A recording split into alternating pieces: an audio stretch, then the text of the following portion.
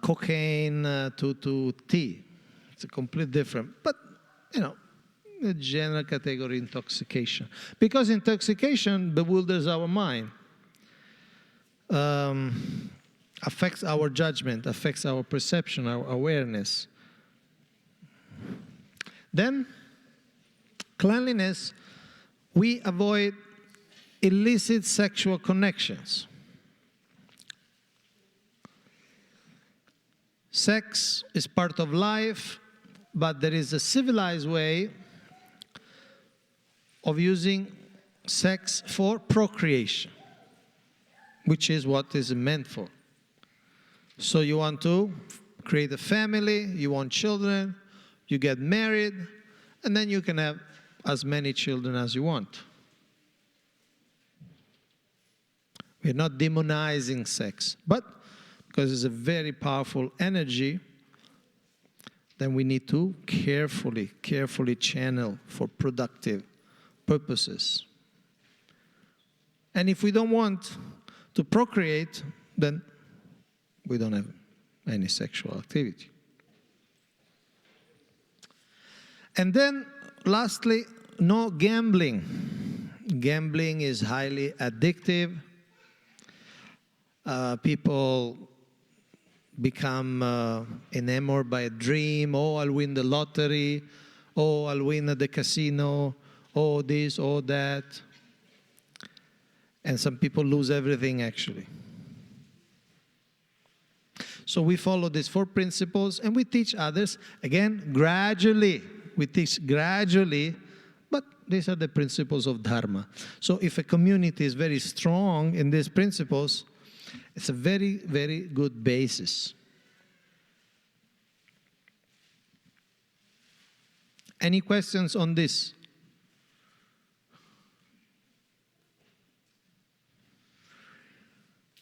So you're all very dharmic already, so no questions.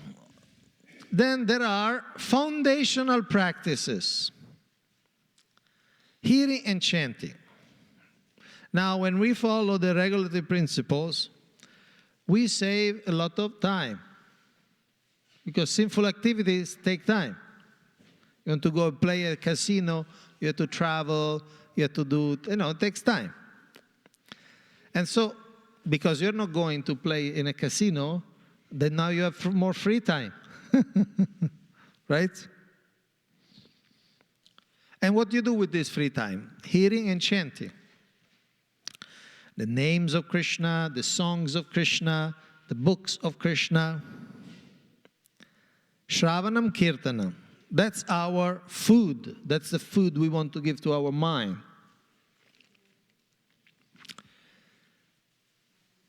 Srila Prabhupada explains in the Bhagavad Gita, this devotional service is just like a seed.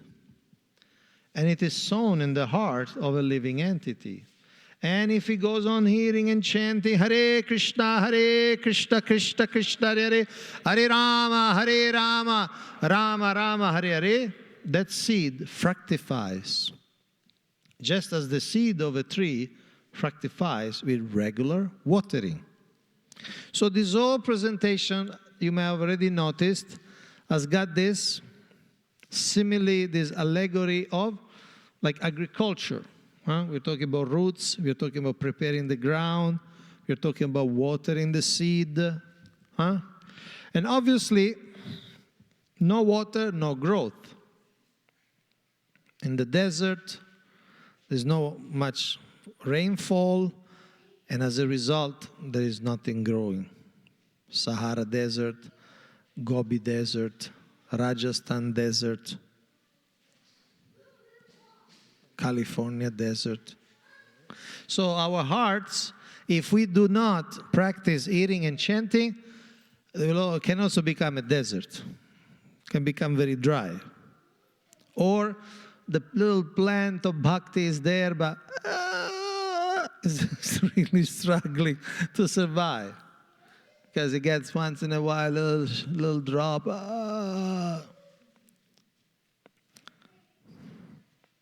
Okay?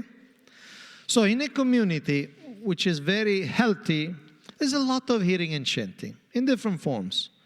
You come to the temple, there's a Bhagavatam class, there's a Bhagavad Gita class, there's some speakers who speak about Krishna, the process of devotional service. Then you go home, if you have time, you read books. I mean, you should find the time, you read books, learn. Then you are in the car, you put some tapes, either bhajans or lectures. So you constantly hearing and chanting, hearing and chanting, hearing and chanting. So the mind remains clear. Because it's a fight. See, everybody else hears and chants about other things, right? Other things. Like, for instance, here it's in the USA is election here, okay? In a couple of months there will be election of the President of the United States of America. And you open any news site that talk about the candidates. He said that, she did that, and he said that, and she did that. You know, I'm just saying. I'm not saying you should not know anything about the world, but I'm just saying the world thinks about other things. We cannot wait for the world to give us the example. Okay. So when the community is engaged in hearing and chanting, studying Bhakti Shastri, Bhakti Vaibhav, Bhakti Vedanta, and so on, then the community is very fresh. Otherwise, if we don't do hearing and chanting, naturally we do gossip, gramya katha, because we have to talk about something. We cannot just stay. We have to talk. We get to think of something. How do we think of Krishna? Like this young gentleman there reading Krishna book. See, he doesn't even hear. It's good. Just absorb. He's there. I don't know if it's in Dwaraka or Mathura or Vrindavan. He's right there.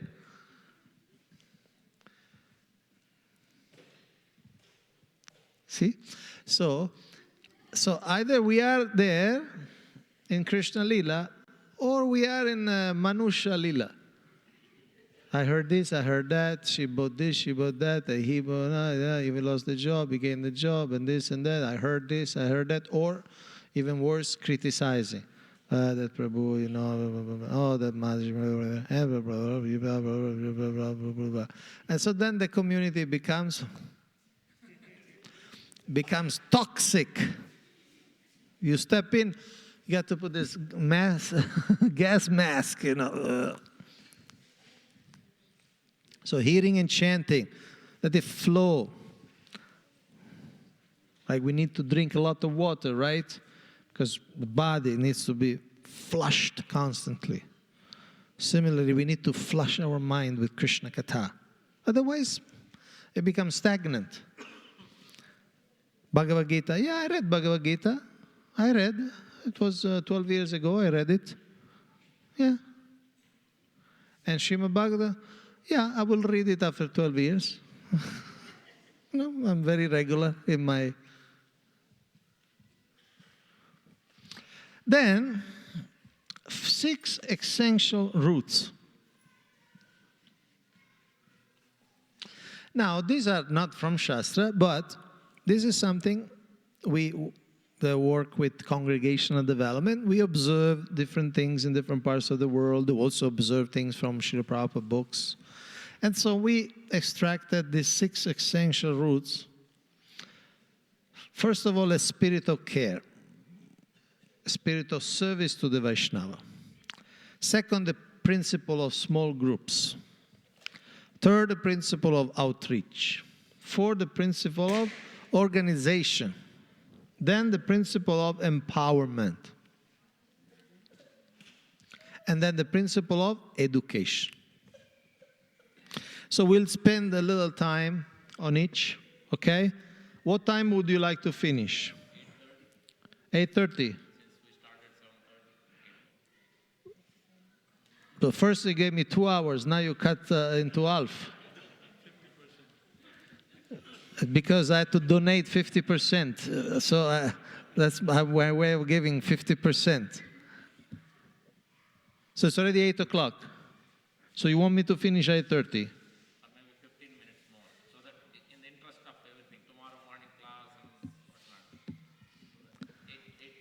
No, I can finish even at 8 if you want.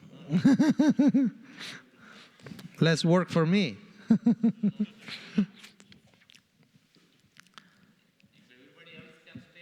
No, no, no. If you say that, people will not say, no, I will stay. Anyway, okay, it will be a short thing. Now, care.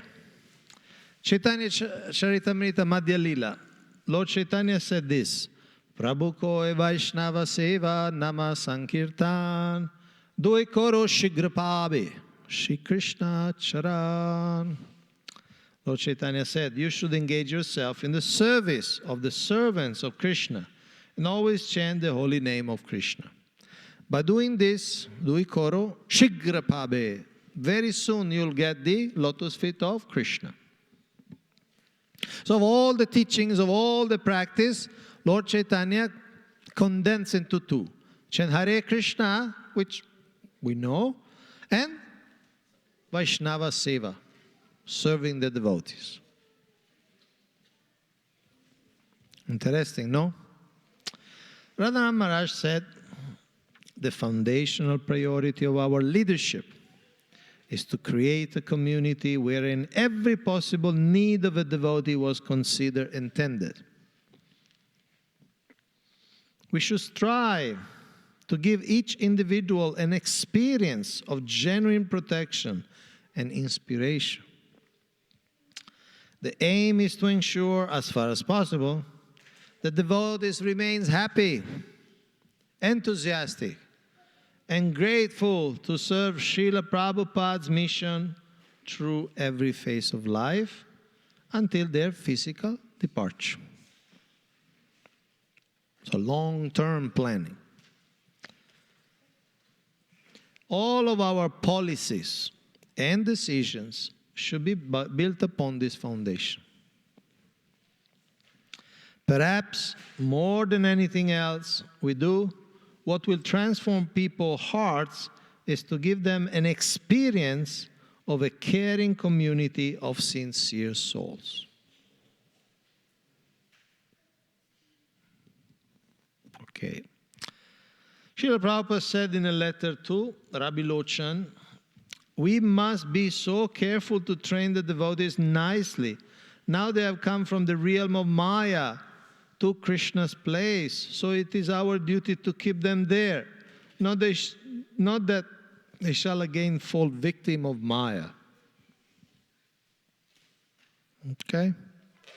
So this sense of caring, of seeing that every devotee is welcome, feels accepted, feel valued, important. And so that the programs we do are ultimately so that the devotees are happy in Krishna consciousness, well engaged, according to their natures, and so on.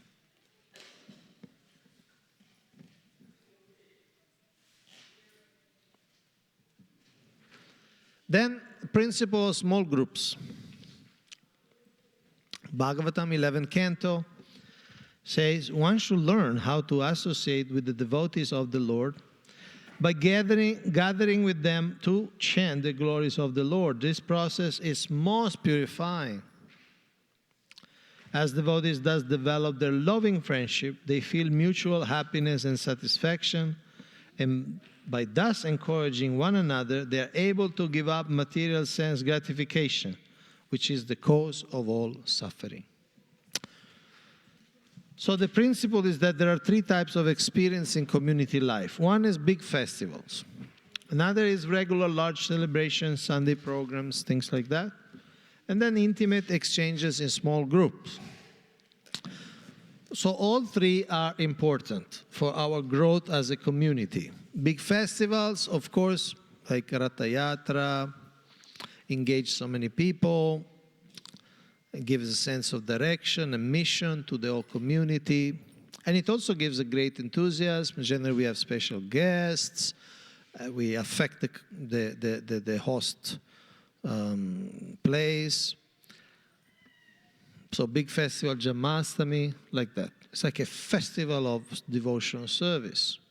It's very important for the faith of devotees. Then regular programs like Sunday programs. That's also important because every week we nourish, we have special classes. Like tomorrow, you'll be very fortunate to hear from Chaitanya Charan Prabhu. He's one of the top writers, intellectuals, opinion makers in ISKCON.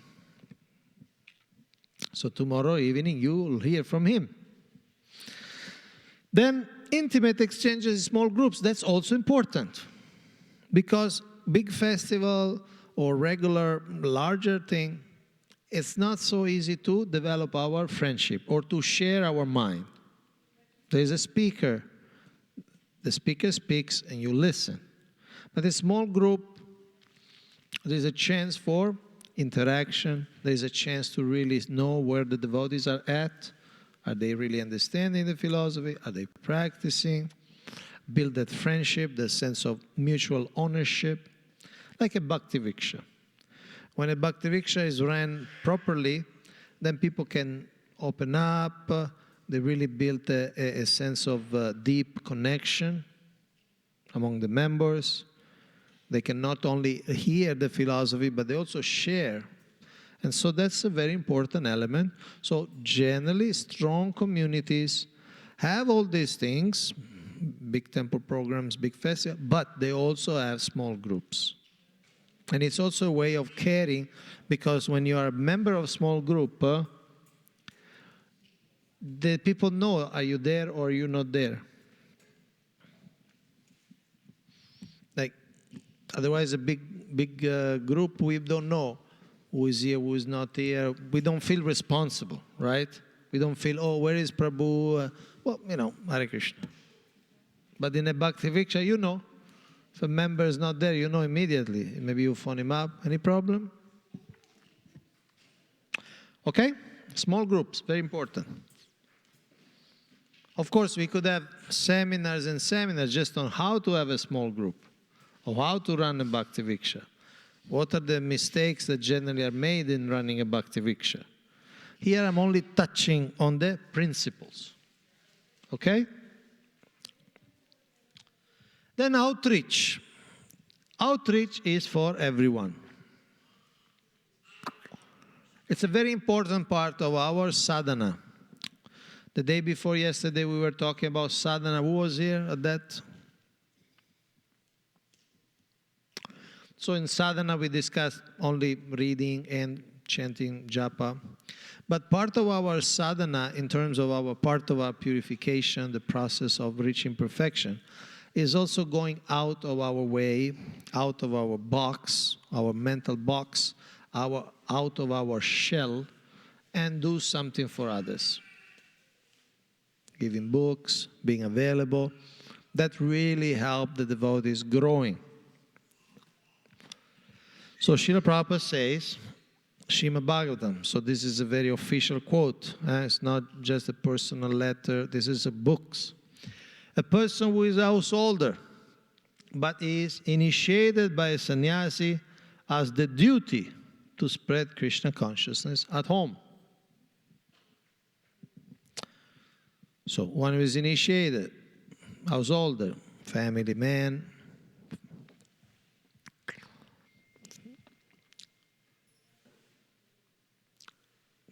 husband and wife, they are initiated and fine, but they have the duty to spread Krishna consciousness at home also.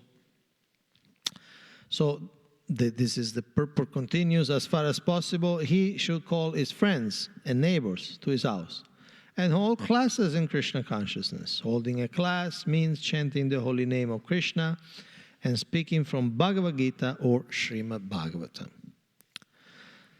So when a devotee can do that, when the community does that as a practice, then the community becomes very vibrant, very lively, and there is no room for gossip and lower energy things.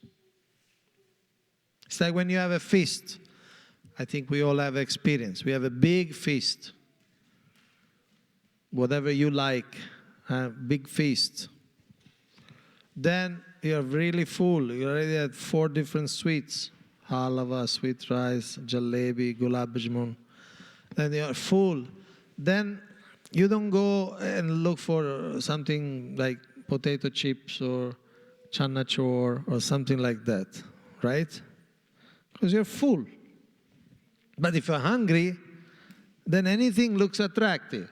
Some peanuts or something, you feel, oh, okay? So similarly, when the community is engaged in missionary work, giving Krishna to others, there is a sense of peace, satisfaction, there is a sense of dynamic tension in the positive sense. There's something we have to achieve.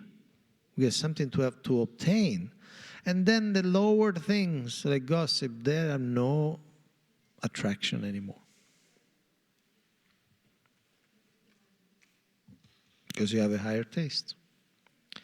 So your community has been quite exemplary. Yesterday, Prabhu was telling me how a couple of years ago, you are the 4th largest book distributor and contributor to the BBT in America.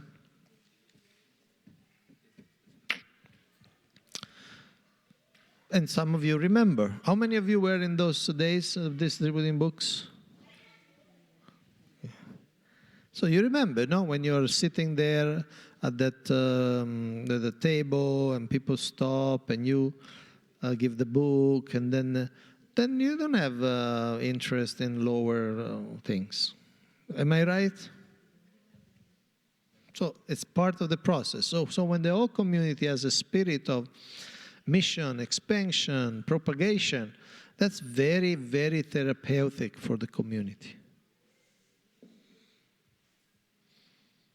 Because there's no more space for politics and this and that. Who wants that? Okay, outreach. Then organization. So who remembers the 3 we discussed already? Care, small groups, outreach. So next is organization.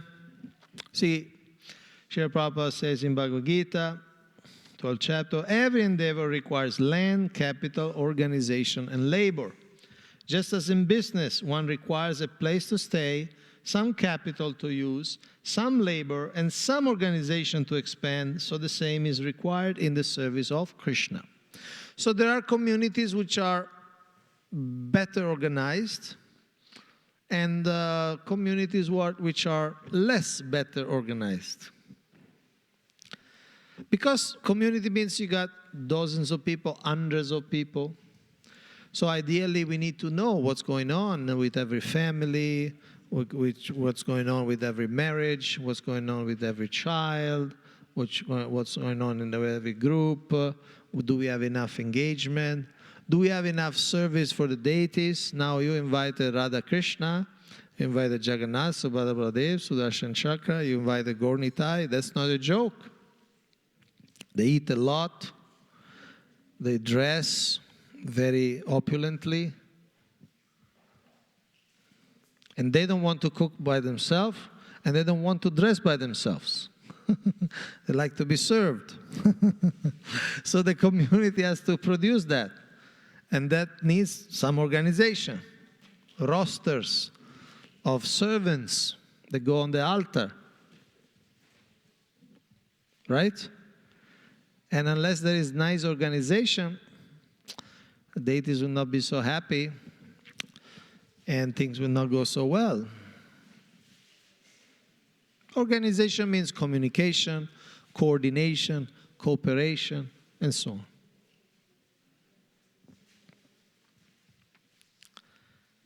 Then empowerment. Lord Chaitanya said in Chaitanya Charitamrita, I order every man within the universe to accept this Krishna consciousness movement and distribute it everywhere. So in the purport to the previous verse, Srila Prabhupada says, here, Sri Chaitanya Mahaprabhu indicates that the distribution of the Hare Krishna Maha Mantra should be performed by combined forces. All classes of devotees should combine to distribute the Hare Krishna Maha Mantra without consideration of the time, place, or situation. So, this is another element that makes a community very vibrant. Empowerment. The people feel, yes, they trust me to do something. Not simply, no, you're junior, you have to wait. Or no, you are not initiated, you have to wait for initiation. And finally you take initiation. But, now you have to wait for second initiation and things like that. Of course, first initiation, second initiation is important, but the idea is that everyone has a God-given quality, skill, capacity. Everyone. Maybe a great gardener, maybe a great accountant, maybe a great organizer. And they may not be initiated, but through using their skills, then they get purified and they get attached to the service. Maybe not everybody can go on the altar, but everybody can do some other service.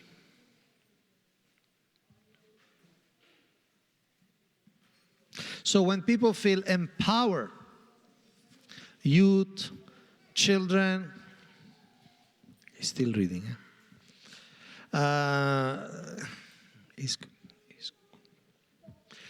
When everybody feels empowered, okay, you can preach, you can sit at the table, present the books, or you can take care of the guests, at least offer them some Charanamrit, ask them where are they from, take their emails, invite them for the next program. When everybody feels empowered, appreciated, then people can see the possibility, yes. See, because try to understand, most of you are from India. You're not from India. Huh? You're not from India, right? No, the gentleman behind you. You're not from India. Can he stay? Can he stay? Yes? Oh, okay. So I don't know what's your rules here. Where are you from? Okay.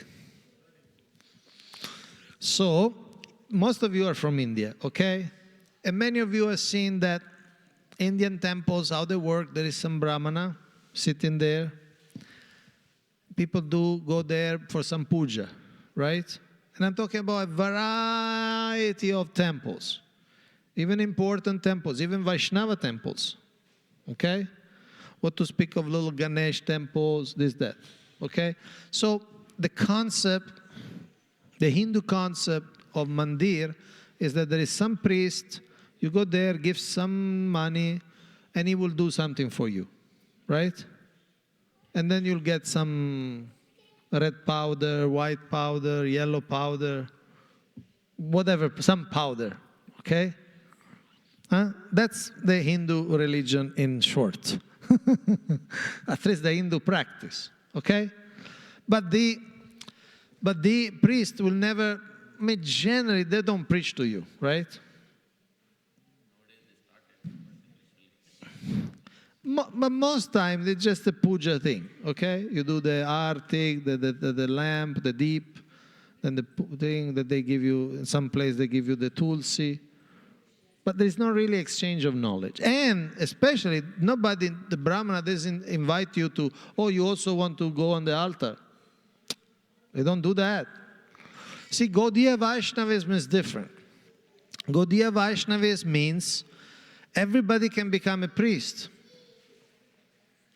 Maybe not professional in the sense, not full-time, but everybody, somebody who steps in today, first time, he doesn't know anything. And he's eating anything. He's eating even human beings. And he steps today in. If he takes seriously, in a couple of years he may be on the altar. Right? That's our philosophy. So, the idea of empowerment is very important. We recognize people of different nature, but for spiritual life, there is no, what do you call, no bar. There's no bar. You can be anybody. But once you step in, you want to take the process, fine. You can become priest, you can become preacher, you can become guru, you can become anything. Because the soul is pure. It's just a question of cleaning it up, that's all. That's all. So, empowerment is very essential concept in our communities. The people know, yeah, I can become better, I can take some more responsibility, I can take some duties, I can do something, and everybody can do something. There's nobody can say, no, I cannot do anything. But what you do? What do you like to do? Well, I work, but then I go home and I stay 3 hours on Facebook. Okay, do Facebook for Krishna. You already have all these friends and this thumbs up, thumbs down, whatever you have. Then do it for Krishna. Post some Krishna picture, post something about Krishna, post a Bhagavad Gita verse. Cut and paste, right? If you like Facebook, you can only do Facebook, do Facebook.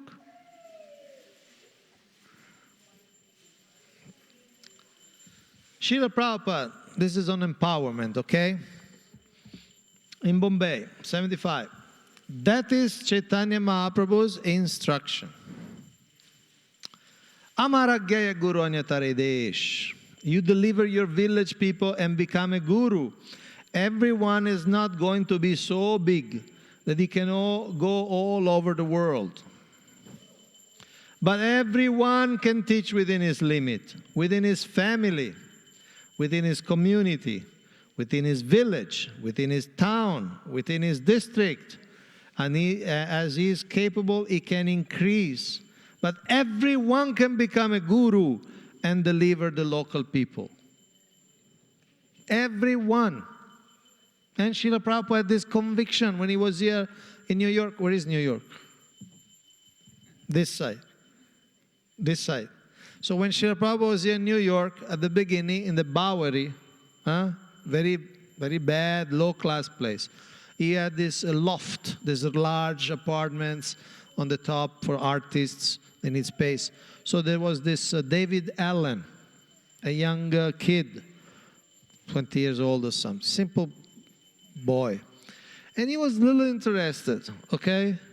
He was taking drugs, but he was a little interested. Sometimes he will do something for Srila Prabhupada, okay? Just the beginning, little chanting, little bhajan, little service, little cooking, helping, okay? And Srila Prabhupada would write back to his godbrothers in India. At the time, there was no ISKCON, there was nothing. It was just Srila Prabhupada in the loft in the Bowery.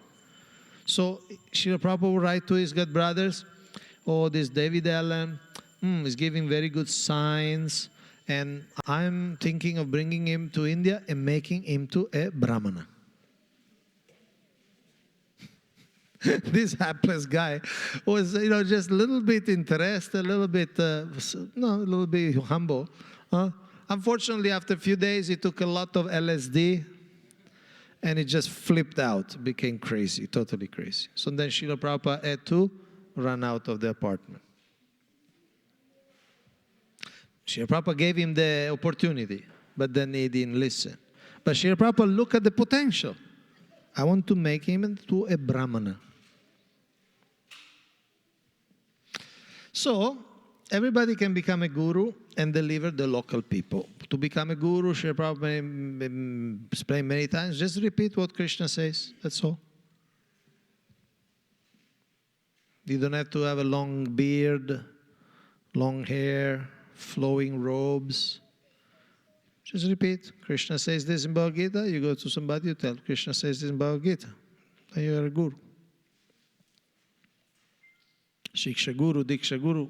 But you are some kind of guru.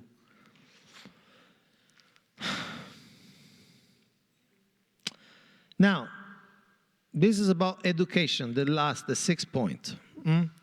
Just one quote, because we could go on and on and on. But first thing is that one must understand Srimad Bhagavatam fully. The first verse, if you simply explain, you will take volumes and volumes. So please study my books intensely. Okay, a community which is healthy, vibrant, intelligent, spiritually advancing, there's a lot of study going on. Individually, collectively, this course on this course on that, short courses is Upanishad, Nectar of Instruction, larger course, Bhakti Shastri. Everybody is cramming the books. Everybody is reading. Okay? Then the mind becomes illuminated, and we have a lot of knowledge. And we can give that knowledge to others. And we are not wasting time, because these books are so deep. You know, first verse of the Bhagavatam, once Srila Bhakti Siddhanta Saraswati Thakur lectured on that verse for 1 month. One verse. The first verse of Bhagavatam. Om Namo Bhagavate Vasudevaya Jammadhyasya Yatonvaya Ditaratas Charteshva Bhigaswarat Tedne Brahmaridaya Adikavaye Muhyanti Yatsuraya Tijuvari Mridam Yatha Vinimayo Yatra Trishargom Risha Damna Svena Sadha Nirastakuakam Satyam Param Dhimahi. First verse of the Bhagavatam, 30 days of lectures. Here Srila Prabhupada say, if you simply explain, it will take volumes and volumes. Every word, every way of seeing it. Learning verses. Not many people know this verse, it seems. You can find it. Canto 1, Chapter 1, Text 1. It's easy to remember. 111. Okay, so these 6 things: caring, sharing small groups, then outreach, energy going out, sama organization, empowerment, a mood of seeing potential, and then education. Okay? Does it make sense? Yes. You like this presentation? Okay. So we have 5 minutes. Any questions or comments? You want to get this PowerPoint? It's already there in the machine. Yes, you can get. I make these PowerPoints for you. Sure.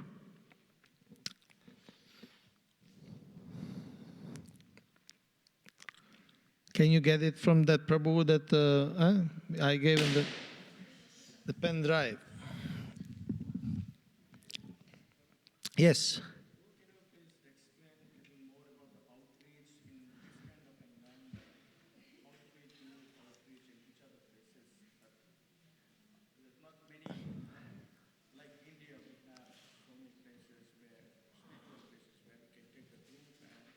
Outreach.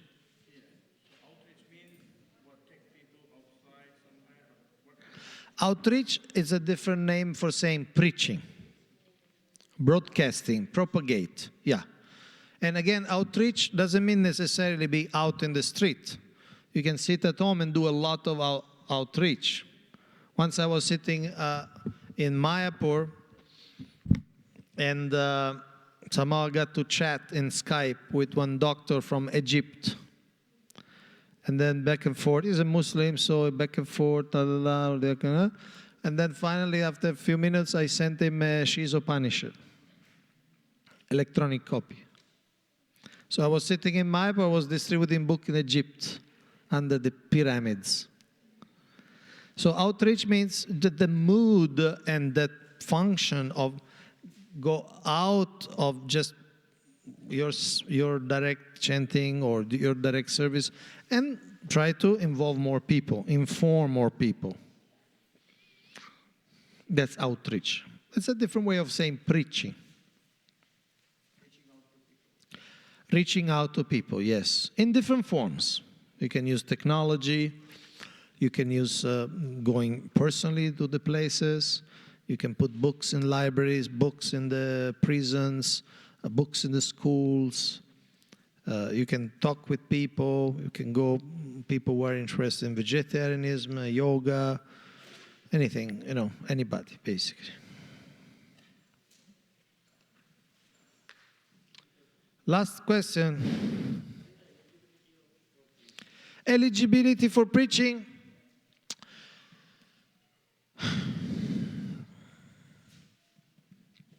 See, Srila Prabhupada once said,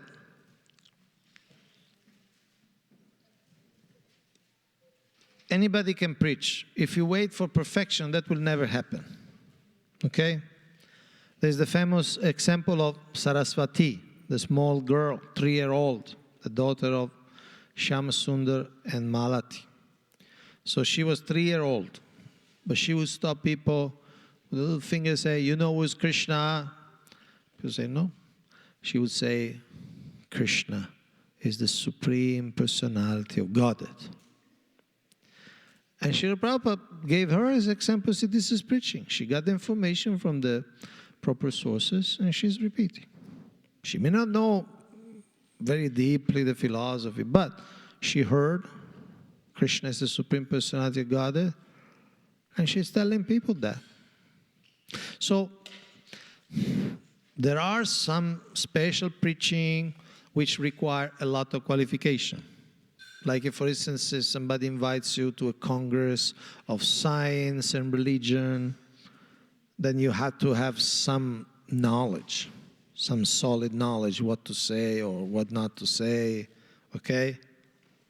Because otherwise you'll be embarrassed. But some form of preaching anybody can do. And of course anybody can distribute books.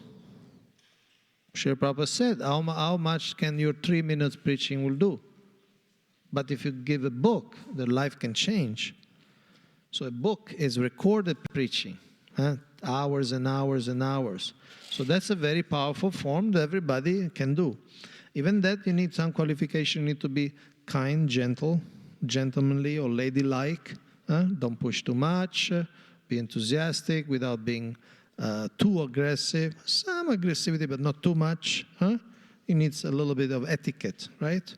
In dealing. But that everybody can do. Children can do also. Stop somebody. You know the book? It's about Krishna. Once I was in Tehran, in Iran, and I met one person, Muslim.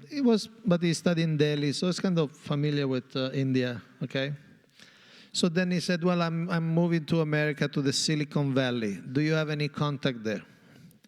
So then I gave his contact to Silicon Valley ISKCON, you know, Vaisheshika Prabhu and his group. So then after 1 month, I wrote to the secretary, there was this boy from Tehran, I gave you the address. He said, oh yes, he's a very good boy. We are engaging him in distributing books. There is like that, you know, you come from Tehran, oh, you're here, very good. Why don't you help us distributing books? And he's out there distributing Prabhupada books. So everybody can do. So my time is up. It was a great pleasure and a great honor to be with you in the last few days.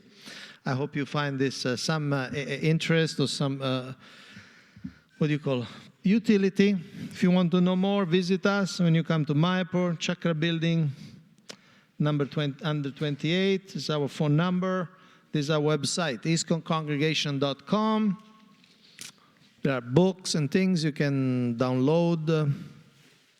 This is our email, CDM, Congregational Development Ministry @pamo.net. So because this is really my last couple of days here, I had some books, but I almost finished them. Some of you saw it.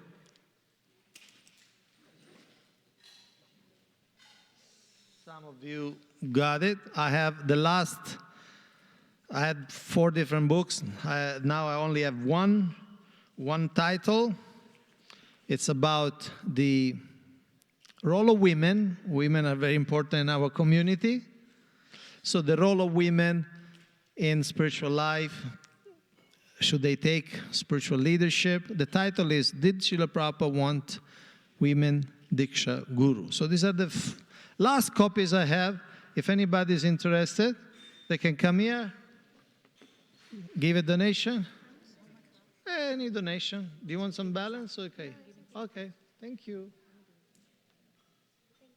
Thank you very much. So, I finished on time, Prabhu, to please you in the spirit of devotee service. Hare Krishna.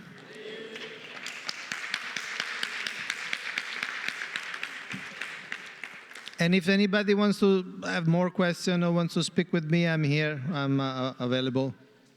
Hare Krishna.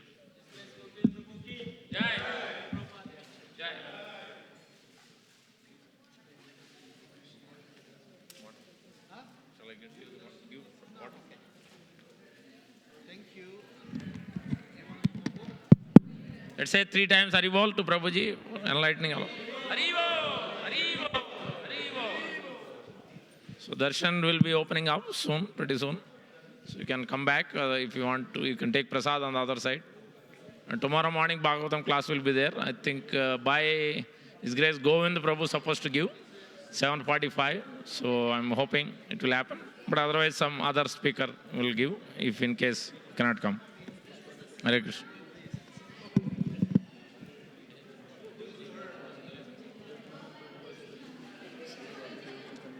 Tomorrow, who is giving lecture?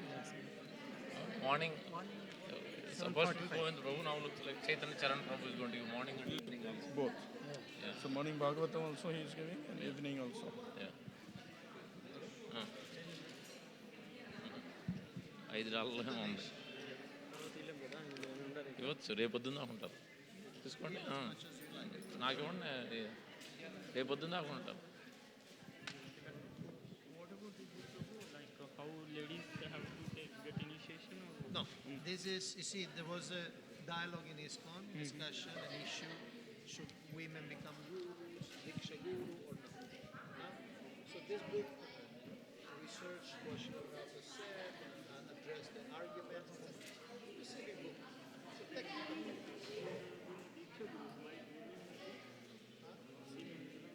Because the question is, did Srila Prabhupada want women Diksha Guru? Gurus are normally